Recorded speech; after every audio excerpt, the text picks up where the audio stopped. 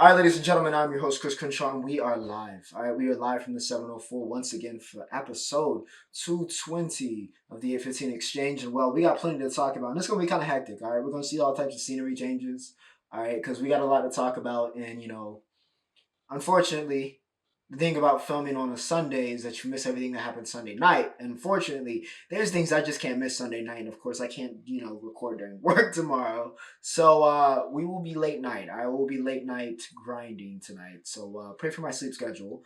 Other housekeeping. It's my mom's birthday. So everybody say happy birthday, moms. All right. But this week we got a lot of crazy stuff to talk about. College football, of course, what we starting off with. Some of y'all are coming off fraud watch and just permanently you are frauds. All right, it's not a fraud watch anymore. It's a fraud warning. Okay, for some of y'all, we're gonna be talking about that. For others, statement wins. Some statement wins, more statement wins. For others, though, a lot of y'all, it's not gonna be very pretty. Of course, I gotta talk about my Yankees and all the gloriness that happened with that this week. Of course, we have to talk about what happened in F1 and NASCAR and the Roundup. Of course, the WNBA finals also reaching their start conclusion after an electrifying season. So yeah, plenty to talk about. And of course, Yeat and the drop, so we'll talk about that in the entertainment. And of course, I guess we'll talk about the Penguin since I'll be able to watch it live and then talk about it. So yeah, late night episode. All right, we got 8:15 after dark today. It's getting darker faster, by the way. Oh my goodness. I don't know about y'all, at least here on the East Coast in Charlotte, bro. It's getting dark so early. I was coming back from work and I was like, yo. I was coming back from the gym. That's what it was. I was coming back from my gym after work and I was like, dude, it's pitch black already. So yeah, madness. As always, timestamps are provided, embedded in the video, all right? It's long-form content. Skip to what you came for, all right? You came here, we talk about what happened in the NFL this week, that I need to crash all the Cowboys again or whoever. Actually, I think we're on a bye week. But we probably lost the bye week. So, you know how it goes. Actually, I think we do have a game this week. But anyways, you want to hear me talk about that? Go there. College football, you want to skip out of this intro because I'm just yapping too much? Skip ahead, all right? Timestamps provided in the description and embedded in the video. Social media links also in the outro and in the description. And as always, remember to like, share, and subscribe if you guys enjoy the content. Been appreciating the love lately. We're on the road to 2,400 along the road, I guess, to 3K. So yeah, keep running it up. But let's get to it, all right? CFB this week. We're going to start off with BYU and Oklahoma State, all right? It was a very thrilling game. Came down to the wire, but ladies and gentlemen, Mr. Retzlaff hit Mr. Lassiter from 35 yards out, and BYU went nuts as they do get the win here, 38-35. And listen, Oklahoma State, we've talked about you a lot. We've talked about the Cowboys a lot. We haven't talked about Cowboys in football very favorably this year, but, we've talked about them a lot. Ollie Gordon finally got Ollie going in this game. He had 127 and 3 touchdowns in this game. However, when a guy, once again, has been playing college football for 15 years, 40 years of age, he's got a kid, a mortgage, he's got grandchildren on the way. Alan Bowman, of course, is who I'm talking about. When he's been in college football that long, it's probably a red flag. Unfortunately, Oklahoma State, like any girl these days, can't see the red flags. And ladies and gentlemen, here are the results. All right, it is a failed relationship, and Oklahoma State is in the ditches because nobody fears their passing game, and nobody's given any reason. And even though they put up 35 points in this game and finally got the guy that's supposed to be the best running back in the country to look like the best running back in the country at times, it still wasn't enough. All right, it still wasn't enough because, ladies and gentlemen, I've come to terms, and Oklahoma State fans, you've also come to terms, so I think we should just announce it to the world. Y'all are not a very good team. Y'all just are not a very good team. And Bowman, of course, is a big part of that because he's just not that guy. We're going to be talking about a lot of guys that aren't that guy this week. However, LJ Martin is that guy. 120 and 2 touchdowns for BYU's running back. Ladies and gentlemen, if you want an example of a quarterback playing this game, we had 5 different players throw the ball. 5. We also had 5 interceptions in this game. So yes, if you're a quarterback, a young quarterback, do not watch this game. If you're a neutral fan, probably a very entertaining game, even though the quarterback play might be oppressive. But we scored a lot more points than Bama and Tennessee, so not that bad. So, hey, you know what it is, or Illinois, Michigan, which we're going to talk about too. But yeah, BYU gets a big win. Oklahoma State stays in free fall. The U is still back, all right? They can't, listen, this was the toughest game probably they might have left on their schedule. Louisville gave them a fight. Show went through 42 and 4 touchdowns. Ja'Cory Brooks left Bama and finally broke out. I don't know what it was about him leaving Bama that seemed to make it click for him, but hey, whatever works, works. And Ja'Cory Brooks going to Louisville, it works. However, it was L's down because Cam Ward is him. Cam Ward is him. He's him. Some of the throws he made, the way he's calm in the pocket, made me feel very Caleb-esque. Not saying he's Caleb as a prospect, and not saying him and Caleb are, Cam Ward is Cam Ward, Caleb Williams, Caleb Williams. But some of that one throw where he just strolls out of the pocket, looks, and then throws, and it's just a strike into the end zone. It was very Caleb-esque as a UFC fan. So yeah, Cam Ward balls out another week, stays in that Heisman conversation. 319 and 4 touchdowns for him. Sam Brown had the most yards, 3 receptions, 125 and a touchdown. But Xavier Restrepo continues to be one of the most underrated, probably just players at this point in the country. 7 receptions, 101 and a touchdown for X. He's that guy. Okay, shout out to X. But yeah. Damian Martinez though was the one that put the Cardinals to bed. All right, that last run was vicious, running over a man, then taking the safety on a ride. I gotta give credit where credit's due. But yeah, Miami's offense stays explosive. Louisville gave them a fight though. All right, credit where credit's due to the Cardinals. They're a good team. All right, Louisville's a good team. However, Miami's a better team. All right, and they right now, I'm not gonna say they're a championship contender, but they are borderline championship contender at this point. All right, we need to start taking Miami seriously. However, even though the schedule gets a lot easier for them as they, go through the rest of the season, they cannot have a hiccup. All right, they cannot fall into the trap of, oh, we've done so well, we can take our foot off the gas. Miami's got to keep chugging, Cam's got to keep cooking. Okay, so yeah, Cristobal got his team in a good position, but you got to close. All right, Miami has to close. They cannot choke here down the stretch. But Louisville, this is a huge, huge win. Tennessee and Bama, which Nick Saban, the GOAT, said is a bigger rivalry game for Bama than the Iron Bowl. So naturally, you would think that Alabama is going to show up, right? However, Nick Saban is not. He's not there anymore. And Kalen DeBoer is a hell of a coach. I'm not going to take anything away from Kalen, but he is not Nick Saban. And this Bama is not legendary Bama. It's just Alabama, all right? Because Tennessee's defense made them look like another team. 24-17, Morgan Wallen was here in Charlotte, but he was also smoking them if he had him. Because Tennessee gets it done, and Alabama stays without a loss here in the state of Tennessee. Or excuse me, without a win here in the state of Tennessee here in 2024. This was the mid-off, though. It was the battle of the mid. Shout out to that graphic of that battle. This was the battle of mid between two quarterbacks that are supposedly stars. And I really mean this. I really mean the quotations this time. Because Jalen Milroe has also proven, I have never seen a man play himself into the first round and then play himself out of the first round so expertly than Jalen Milroe has. It's been marvelous. We were talking about the roller coaster it's been with him, where it was like, yo, he might be a star. Oh, wait, he's a bum. Oh, wait, he's a star. And now, once again, we are back at he's a bum. Because at times it looked like he was throwing this game away. Similar to the way the Lenore Sellers gave Bama the win last week against South Carolina, who got it back in blood this week. Bama, Milroe, wasn't playing for your team a lot. All right, he wasn't playing for your team. He wasn't the only top 5, SEC team in red, by the way, this week, playing a team in orange, funny enough, that tried to actively throw a game. But, one was successful, one wasn't. And Milroe was successful, okay? He had a very, very rough game. Not that Nico was much better, okay? He is very much so looking like that first-year starter and not like the 5-star quarterback. So, Tennessee's defense is legit. Proved it in this game. Had 9 TFLs. But, with that said, for the Vols to be a championship contender, if they want to win a national championship, they're in playoff conversations, absolutely. But if they want to win a natty, Nico has to unlock himself. He's got time to do it, but he needs to do it sooner than later because the SEC, of course, is a bloodbath this year, and they will cannibalize themselves as they've proven that they will, and we saw this week. But Nico's got to play better. However, that Tennessee defense, once again, as I said, from day one of this season, is elite. They were elite in this game. Not that, Milroe really gave them much of an issue to deal with. Dylan Sampson is also elite. One of the best running backs in the country. We need to talk about it. All right, man has 17 touchdowns. AJ Ginty has 19, right? I think he has 19 touchdowns. Only 2 behind the Heisman favorite right now. So yeah, Sampson, he's that guy, 139 and 2 touchdowns. Yet another game where he carries Tennessee offensively. However, for Bama, not all bad, okay? Bach got his first pick. Malachi Moore looks like Malachi Moore again. Deontay Lawson is one of the best defensive players in the country. That's just undisputed at this point. However, it wasn't enough. All right, it was not enough. Tennessee was smoking them because they had them. All right, and Bama, second loss. Okay, this is only the First time since Saban's first year that they've had 2 losses before November. So, yeah, it's not looking good, and that schedule's not getting easier. So, yeah, Milroe needs to play better. Stat. However, that was not the game with the worst quarterback play this week. I know. Crazy. The Battle of Mid was not the worst. Between two ranked teams as well.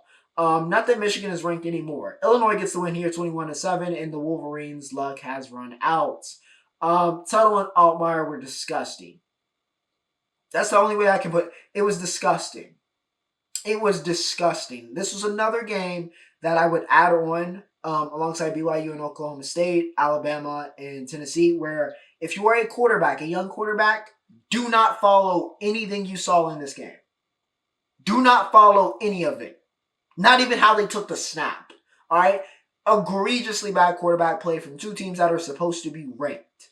It was that bad. And Allmeier's been good this year. Michigan's been whatever we want to call whatever Michigan is right now. But Illinois, for Allmaier to play this bad, was grease. And Will Johnson got injured in this game. But yeah, Michigan's going to need him back because they got no offense. All right, they are glorified Iowa right now. Gabe Jacobs, however, went off for the Illini. He had 13 tackles, 2.5 sacks. Edwards had 2 sacks as well. So yeah, good stuff from that Illinois defense. But yeah, Michigan, unless it seems like unless Mullins goes like nuclear, they got nothing. All right, not even Donovan Edwards, who's just not looking like he was worthy of that cover at all, which a lot of us thought he was, the polar bear in Texas anyway.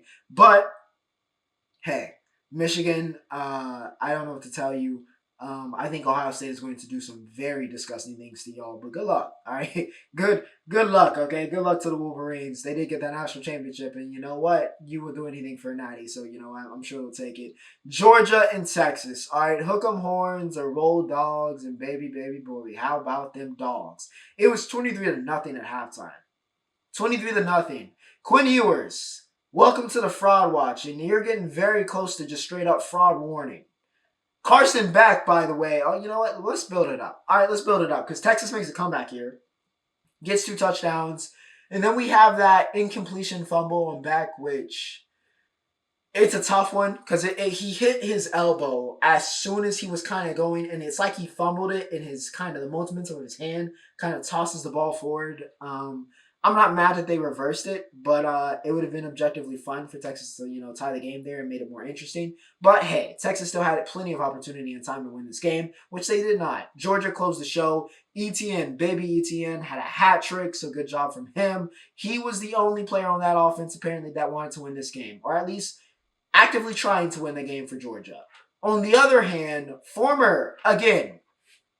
I need just one Georgia fan to explain to me why in the hell Carson Beck was QB1, number 1 overall pick combos, why he was in any of that. Hell, why was he a 90 on CFB 25? Because I don't understand. And neither can Carson Beck, apparently, because he can't read a defense to save his life. He threw not 1, not 2, 3 picks in this game. I mean, it was impressive. I don't know if the Cavender twin took his powers or what it was. But then again, I never really thought he had powers in the first place. I really don't mean to be mean and pick on Carson Beck, but he's just not that guy. He's just not that guy. For all intents and purposes, Georgia's defense won in this game. All right? They even got a turnover on Arch. And Arch was in for 6 plays. That's how dominant the Georgia defense was in this game. Jalen Walker won this game. He had 3 sacks. Michael Williams won this game. He had 2 sacks. That Georgia front 7 said, yeah, we got something to prove. They listened to what Kirby said. I don't know what Carson Beck was doing. He might be a sleeper cell. He needs to be investigated. Forget sports betting. He might have had a Texas shirt underneath that jersey. I would be concerned because Georgia's defense looks ready to win another natty. Georgia's quarterback looks like he needs to be in the transfer portal. So, hey, they need to figure that out, but still a huge win. Take nothing away. Huge win for Georgia. All right. The biggest win of the year for anybody, I dare say. All right. Going into Austin, Texas and taking over in the way that they did, making a statement that, hey, you're in the SEC now. It's a little bit different over here. So credit where credit's due. All right. Georgia makes a statement. However, Carson Beck, good God. Okay. Good God. More horrible quarterback play. Wrapping up the CFB segment, once again, trying to do this under 20 minutes this week because we didn't talk about too many headline games. Army and Navy stay hot, still undefeated. They crushed Charlotte, so yeah, I know all about that. Indiana destroyed Nebraska, reminded Nebraska they're supposed to be in a rebuild. However, Rourke did get hurt, so that hurts for Indiana. But yeah, they're top 10 Indiana. So hey, Hoosiers looking very, very dangerous. Mizzou was still very much so on fraud watch after they narrowly escaped Auburn. And this is not one of those spooky Auburn years. This is one of those, oh dear God, Auburn is, trash years. So Mizzou, you're on the fence. All right, you passed for now, but you were still very much so on fraud watch. USC is no longer on fraud watch, by the way, this week. We are firmly frauds. Firmly. Lincoln Riley's seat is Dante's Inferno currently. It's getting real hot underneath, okay? It's getting real hot, Link, all right? You keep pulling in the recruits, so I'm hesitant, and we got to pay you a lot of money if we get rid of you. But I'm going to need you to figure out, or just find somebody else on the staff. Maybe let, Coach Lynn coach the second half. Because not that this USC team deserves to be undefeated or has the talent to be undefeated, but we would be undefeated if we knew how to play a second half. All 4 losses this year, we've blown a lead. I'm apathetic at this point, and I'm still tired. How many times? Maryland. We lost to Maryland. We blew a lead to Maryland. Disgusting, all right? However, it could be worse. We could be Florida State. They lost to Duke for the first time ever. Ever. So, yeah, 1-6. Again, nothing good has happened to that program since Jordan Travis went down. So, yeah, it could be worse. We could be Florida State, but still not great in Southern California, and certainly not great in Tallahassee. However, the service academies are up. Georgia is up. Carson Beck is down. So is Quentin Ewers and Jalen Milroe. And apparently Cam Ward is the only good quarterback in this upcoming quarterback class. So, yeah, that's great for the Panthers. But without further ado, ladies and gentlemen, that was CFB. All right, ladies and gentlemen, it's the MLB time. And you might see I have a certain baseball with me. All right? I have a certain baseball with me. And you can't probably read this. And you can't see it because it's faded anymore. But ladies and gentlemen, I'm here to talk about the New York Yankees. Yes, I'm here to talk about it. It was a great week for New York, by the way, with the other segments we're talking about here. But it was a great week to be a Yankees fan because, ladies and gentlemen, for the first time since 2009, the New York Yankees are going back to the World Series. And I'm so happy. We get it done 5-2 in Game 5. Yeah. All right, it was stress. Okay, the series was stress. I do want to say that. Shout out to the Guardians. They gave a fight in literally every single game going down to the last inning, or in this case, multiple innings. Giancarlo Stanton might make the Hall of Fame just off of this ALCS run. It was insane. Insane from Stanton. This was classic. This was prime Stanton. All right, we got prime Stanton back for a playoff. Really, if you think about it, it's just playoff Stanton. Playoff Stanton is prime Stanton at this point. He becomes that different beast. I don't know. He's one of those guys. October comes, he's the new Mr. October for us. So yeah, Stanton saves us again. And then the man that needs to get a blank check. A blank check. Pay him whatever he needs to be paid, but he needs to be playing in New York, and specifically because the Mets got money now, the Yankees. All right, Juan Soto should be a Yankee for life. He wins the game in the 10th inning. Then we close it out in beautiful, beautiful succession. Of course, Soto gets the last out perfectly, just because baseball is romantic like that. And the Yankees are going back to the World Series. And yeah, I'm hyped. The only one of my teams that is holding it down. So yeah, shout out to the Yankees, man. Shout out to the Yankees for carrying my mental health. And of course, currently, it is 10:58 here, almost 11 o'clock on the East Coast. This is the latest I think I've ever recorded. And of course, because it's baseball, the Dodgers and the Mets are still not done. But the Dodgers are up 7-4, and I have reason to believe that they will win this game. However, if you are watching this and the Mets, they come back, then we will be going to a Game 7 and potentially a Subway Series, which would be fun. But I do think we are going to get Rob Manfred and every MLB exec's wet dream of the ultimate Blue Blood World Series with the 2 best players in the world, and probably what the MLB needs for attention right now in the New York Yankees and the Dodgers. And I am terrified because Ohtani's a monster and the Dodgers are darn near a super team. So yeah, very scared about that. But the Mets have been scorching hot. Maybe they can make the comeback. I don't know, but we will see. But for now, Yankees headed to the World Series. Let's talk about entertainment, baby. Let's talk about entertainment. Talking about the Penguin episode 5, Sophia Gigante. Alright, the Falcons are dead. She killed them all. And she took ownership for it. And then she got Johnny out legitimized her, and then killed Johnny in front of everybody, and then poured the money. That was hard. All right, Sophia is one of my favorite characters. And I don't know if she's going to make it. I'm not going to lie. But anyways, Maroney decides, Sal is a savage. He didn't get here by, just by mistake. All right, so he avoids the assassination attempt, breaks out of jail. Then he links up with Sophia, or Sophia finds him and then links up with him. So it'll be Sophia and Sal versus the Penguin, and that's going to be very interesting for episode 6. And yeah, it's just continuing to see what Oz and Co can do, what they can cook up. This show is so very good, so very good. I do wonder if we're gonna get Selena or Bruce appearance here, maybe even like an Alfred in the background or something. As we wind down, but yeah, again, more of the Penguin being the best show on television currently. Yeat dropped. All right, Yeat is back, and I'm afraid, ladies and gentlemen, he may have dropped one of the albums of the year. Okay, he didn't miss. There was not a single song I disliked off of first listen. Now we gotta roll it back for some second listen, and maybe some sharpening needing to be done. But the production on this album was fantastic. He's always been very good at it. It's why he became Yeat. But the way that it's almost like it's cinematic. He has like a cinematic flair to it, and of course, Yeat is not the greatest pure rapper, but he almost has this young thuggish kind of like way he utilizes his voice, and it just matches the beat. It works. It just works. It works. He's figured out a formula, and it works. But yes, Lyfestyle, probably one of my albums of the year, pending my future listens, but we will see. I'm not going to give it an official rating because I don't want to give it something crazy and then it wears off on me. But it would be very, very high. Just know it would be in that AOTY, that 9+ conversation. But yeah, Lyfestyle, very, very good from Yeat. Ian also returned. All right, similar vein of music with Goodbye Horses, which is an interesting title.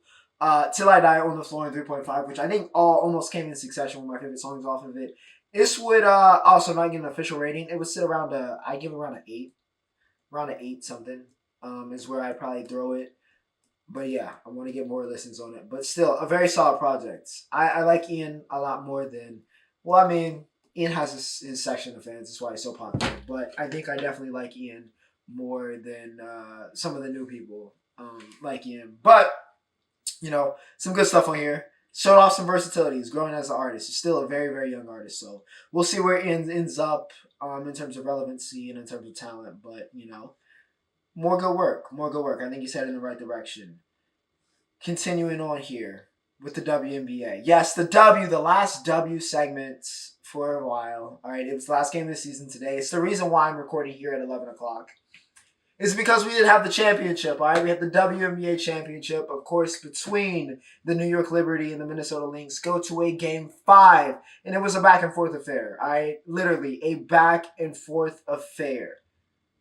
Lynx started off hot, then the Liberty came back. Looked like the Liberty had it. Then they choked at the end of the fourth quarter. Stewie missing free throws. I mean, by the way, Stewie and Sab played their worst games. All right, their worst. Sab quite literally 1 for 19.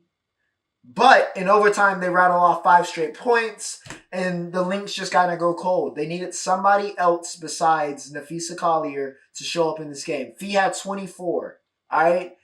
But when she fouled out, there was nobody left. Of course, she fouled out late, but there was nobody left. And outside of her, in those clutch moments, they had an over-reliance, which is what I said was going to be the bane. Compared to the Liberty that have Jonquel Jones, who ends up winning Finals MVP, right? Having Sab, even though she was god-awful in this game. Having Sabrina, even though Sabrina was up and down in this game. But they got weapons. All right, Liberty got a team. The Lynx, not that you can't make a championship without a team, but, they don't have as strong of a team outside of Fee. And Fee's brilliance. Courtney Williams going 2-14 when she's been that girl that stepped up as the number 2. That's not going to work out for you in game 5, baby. That's not going to work out. And it did not. It did not. The Lynx do go down to the Liberty, as I've stated, 67-62.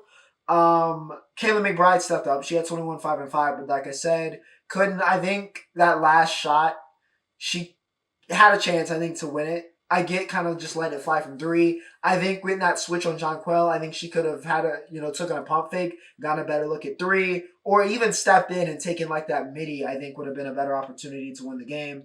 But, it is what it is. Sab, like I said, goes 1 for 19. Stewie played some good defense towards the end and really threw out to kind of make it happen, even though she didn't have her best offensive game. Jonquel does win off in Finals MVP, averaging 18-7.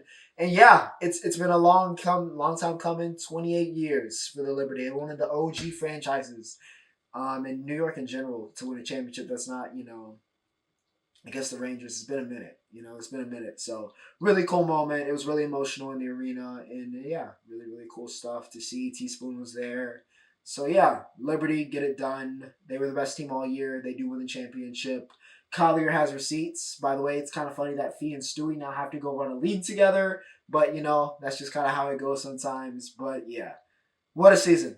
What a season in the W, man. What a season. We got an actual W segment this year. Of course, that came with Caitlin's arrival and all the extra attention and the Rookie of the Year.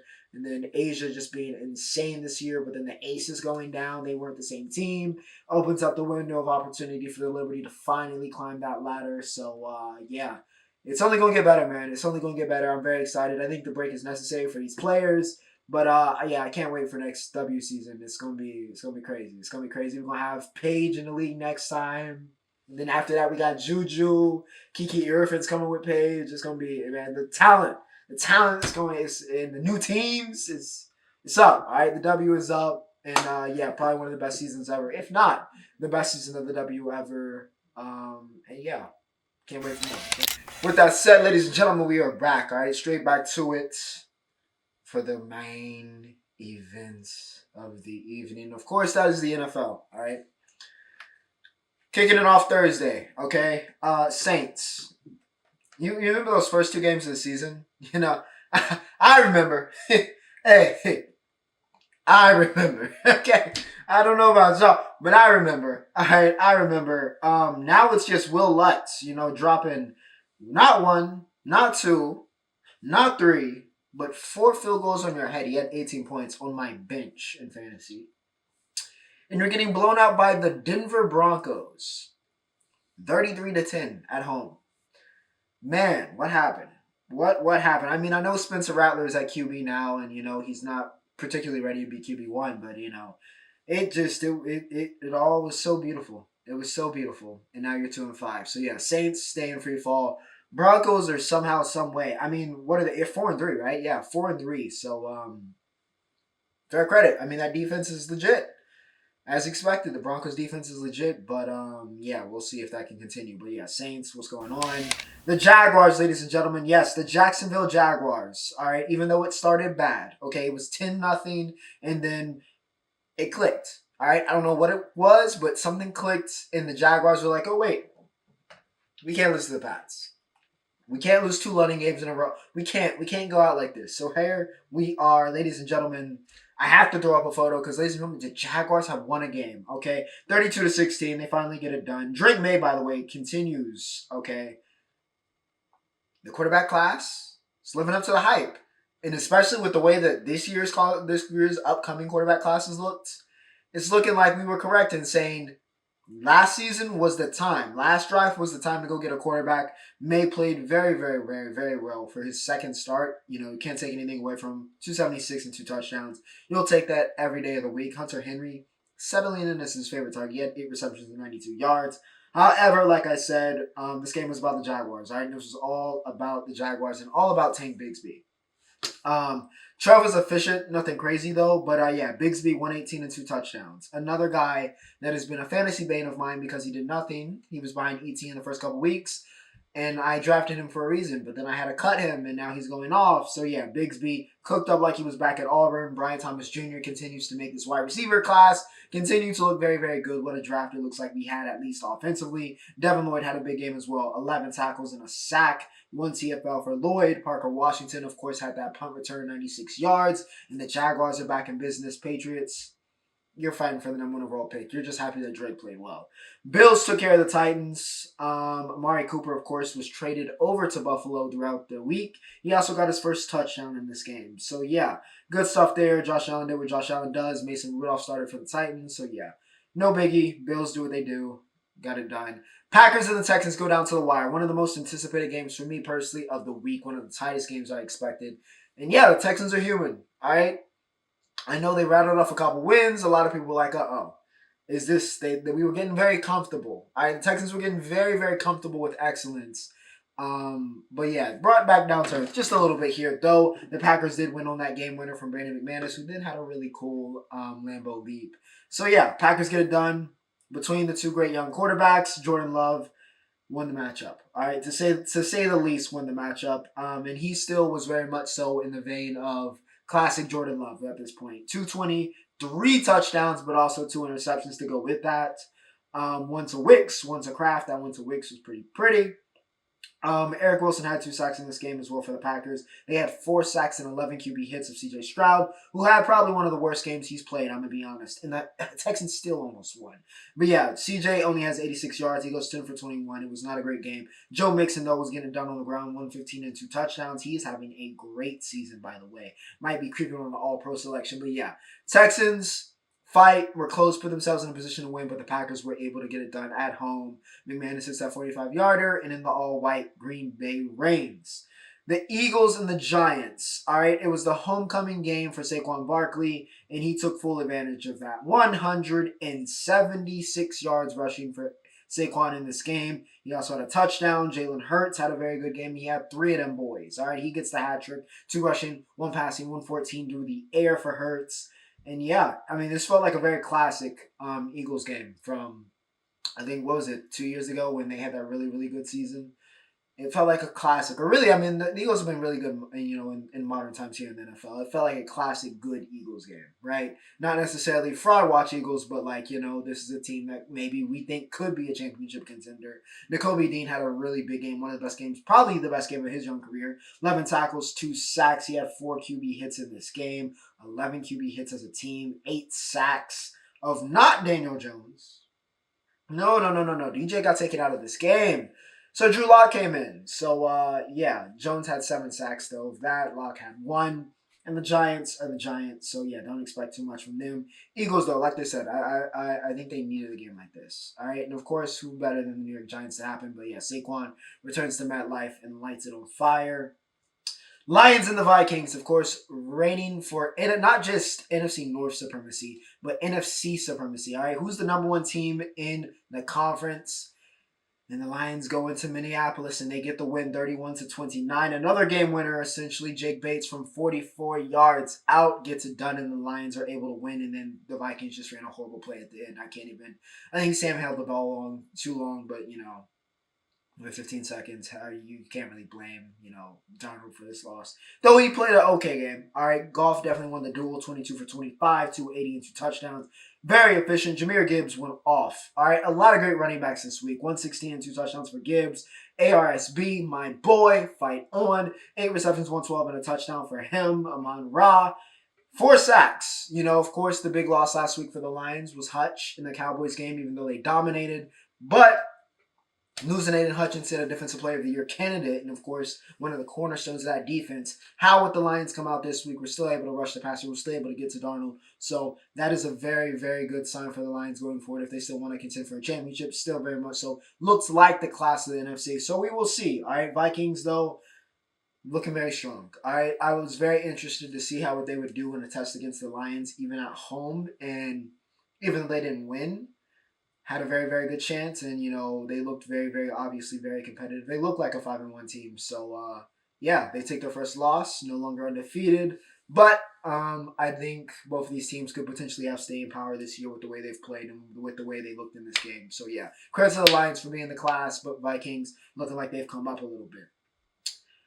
Boy, oh boy, oh boy, the Falcons had, I don't know if this was a hangover or what. They did not show up. They looked like USC in that second half because they didn't make an appearance. All right? They did not make an appearance. DK, of course, got carted off. We'll see what happened there. But yeah, the Seahawks take care of the Falcons, who came back down to earth. This was Kirk Cousins. This wasn't Kirk Haynes. This was Kirk Cousins. He had 2 picks in this game. Bijan went over 100 yards, joining, like I said, the great running back performances this week. But it was not enough. Geno Smith finally decided to be Geno Smith. And good Geno Smith, should I say, this week. He had 2 touchdowns, 207. DK, before he got knocked out of this game, had 4 receptions and 99 yards. Of course, we're seeing the best for him. Julian Love and Kobe Bryant got those picks for the Seahawks. And yeah, they took care of the Falcons. 34-14. Good win for the Seattle. Oh boy. All right, the battle for Ohio, Cincinnati versus Cleveland, and the Cleveland Browns are officially in the bidding for the number one overall pick. All right, if you couldn't tell from the way this team has played, Deshaun Watson, to the happiness of many of the fans in attendance and online, tore his Achilles in one of the most blatant, the Achilles tendon injury is one that you could almost instantly tell because you can see the pop visibly. All right, and it's not always pretty to watch. This was one of the most no doubters. All right, you could see that thing go and go. You could visually see that thing pop in his calf. So yeah, season over and maybe a career ender, honestly, for Deshaun, just because he's lost, and I understand why he was crying. I understand. Hasn't played well in Cleveland. Yeah, he got paid all this money, but has not played well in Cleveland. No reason for them to keep him. It makes a lot more sense for them to replace him in the upcoming draft, even though it's not a strong quarterback class. You got to think maybe one of them would be a better option than Deshaun Watson at this point. And everything that's happened the past couple of years, the allegations after he was on top of the world. I mean, we were talking about the big three was supposed to be Pat, Deshaun, Lamar. That was supposed to be the future. Him, Josh Allen going in there, Justin Herbert. That's what we were talking about, right? Those were the five. Trevor Lawrence was coming up, but hey, Deshaun was supposed to be one of the best players, an MVP candidate. He was supposed to be what CJ Stroud now is in Houston. He was supposed to be that guy. He was that guy. And then it all came crashing down, and even in return, he has not been the same player that we once saw. So an Achilles tendon injury here just feels like the lowest of the low. It feels like rock bottom for Deshaun Watson, and I really don't know where he goes from here.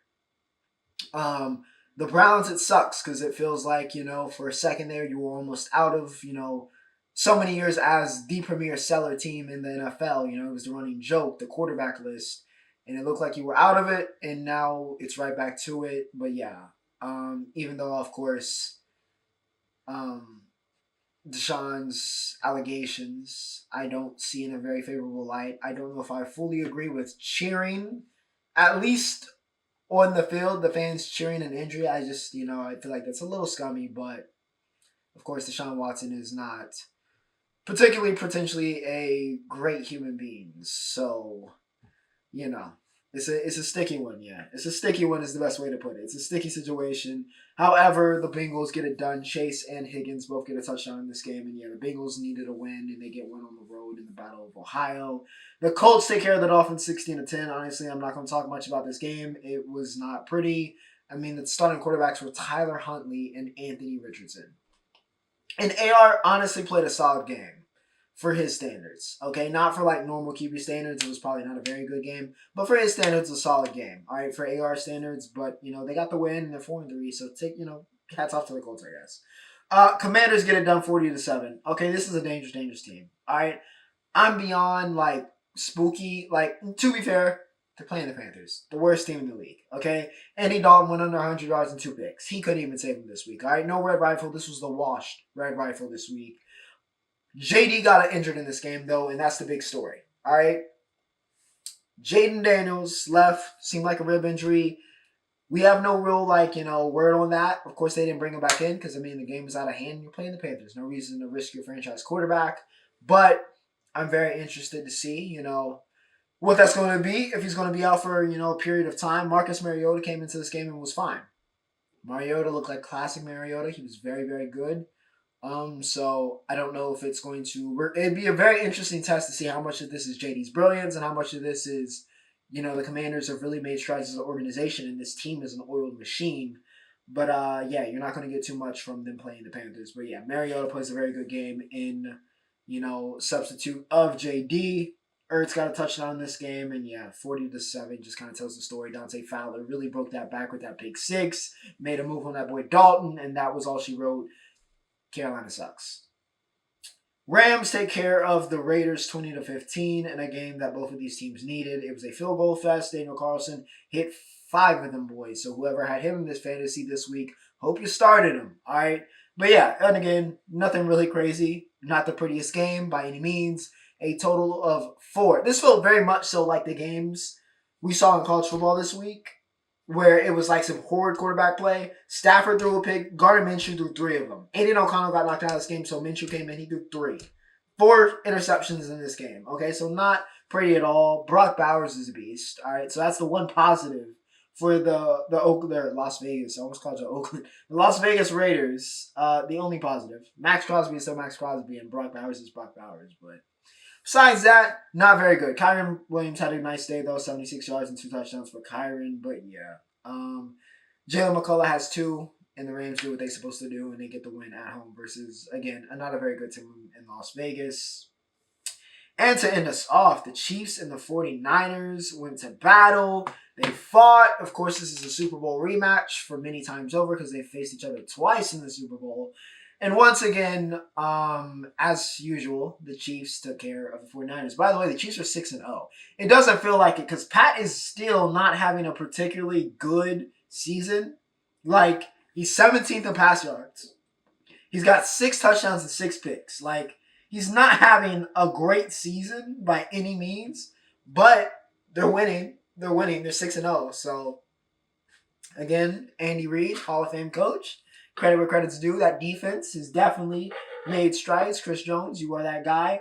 But, yeah, Pat threw 2 picks in this game, was under 200 yards. He does not look like the best player in the world by any means. By any means. I know Pat is supposed to be that guy, and we've kind of deified him already, which he's earned. But Pat has not looked good, like, at all this year. And I'm a little worried that when they play a team that's like a legitimate contender, because respectfully, the 49ers are 3-4 this year. They're not a legitimate contender. Injuries have killed that team. But when they go against like an actual, we've seen the Chiefs rise to the occasion many times, but is Pat just going to flip that switch? You know what I mean? Like, I'm very interested to see what happens there. But yeah, this was a back and forth game. That fourth quarter was very entertaining. Pat killed a man on the goal line to take the lead. And then, Casey just was like, you know what, we're not losing. So they flip the switch in this game, but can they flip it over the season? And can Pat flip the switch is going to be the question. Kareem Hunt did have 2 tutties, so shout out to him. Very interesting game, though, fantasy-wise, and for you bettors. Because I saw the red zone. Hanson was like, rush touchdown Pat happened. Kareem Hunt ain't touchdown happened. So, if y'all listened to Sky Hanson today, cashed out probably on DraftKings. However, the bad quarterback play continued in this game, by the way, because Brock Purdy threw 3. All right, 3 interceptions. So, yeah. NFL, college football, reoccurring theme this week is your quarterback probably played like... So, kind of happy that the Cowboys did not play this week because Dak has taken enough flack as is, and I have been through the wires enough with my football teams, so I will take it. But ladies and gentlemen, that was the NFL. And with that said, ladies and gentlemen, we have reached the Roundup. And yes, let's get to it, all right? Listen, Forza. The only 2 of my teams that showed up were the New York Yankees and Forza Ferrari, all right? Because we were in America. We were in Austin for COTA this week, the Austin Grand Prix, and Ferrari. Listen, it all started literally on the opening start. I don't know how that worked out for Charles so well, but it did. But, of course, Max and Lando going back and forth. Max, by the way, won the sprint race. But, of course, the 2 championship leaders, so focused on themselves, almost ran each other off literally actually did run each other off of the track on the opening turn. So the Ferraris just snuck by. Charles went straight to the lead, and then he was not giving it back. The Ferrari race pace, I was not expecting, especially once Max got behind him, and then the safety car for Lewis. By the way, Mercedes had a nightmare, even though George somewhat salvaged it. I thought, Max, with the way he'd been all week, I was like, Max might win this. He might hawk down Charles, but Chuck just ran away. Just ran away. The Ferraris were on a different level. And yeah, they closed it out pretty, easy 1-2. Their first 1-2 since 2006 when Mike Schumacher, the other GOAT, was handing the helm for Ferrari. So, good stuff there. Of course, Max and Lando going at it in the last laps. Some great defending, some great racing. They have an incident where Lando is forced off the track by Max, but they give Lando the penalty. I don't really agree with that. But yeah, kind of feel like Lando probably should have just gave the lap back or just gave the spot back, because then he had, some more laps and he had the faster car to, take that off of Max, even though Max was defending great and showing why he's the best driver in the world. But, it is what it is. Max expands upon his lead. I think he's got the championship under wraps, but, we still got it. The Constructors is heating up as Ferrari is now catching Red Bull. So, yeah, it would be the first time in a very long time. I'm talking like 30 plus years, 40 plus years since a constructor finished outside of, the winning driver, the WDC's constructor finished outside the top two. So yeah, interesting setup here, but Ferrari runs at COTA. Ngannou won at Las Vegas, so he is headed to the championship 4. So inches, that Reddit crash was crazy. Literally flipped over, but then landed fine. That was wild. But yeah, Ngannou, most championship 4, by the way, appearances for Joey. So yeah, of course he's gonna make it. He went to Las Vegas, so he's good. Tennis, really quickly, we had that like Six Kings thing by plus Holger Rune. At the or was it Holger? Was it Holger? No. It was Casper. I think it was Casper. But anyways, yeah, we had the Six Kings in Dubai this week for tennis. So Sinner, even though this doesn't count, but Sinner did beat Carlos finally this season. And yeah, really cements him as having, this great year. I mean, just an almost, you could dare say, all-time great year, especially on a hard court for Sinner, and really kind of establish him as that other guy with Carlitos. So yeah, more good stuff from the Carrot Man.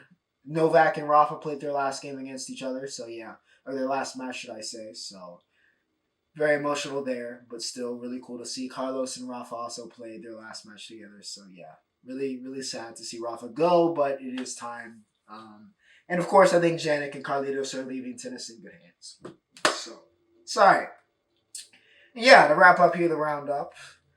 Kylian Mbappe is just fine. Of course, he's dealing with that stuff in Sweden, but he is still Kylian Mbappe and scored an absolute screamer to put Real Madrid up yesterday.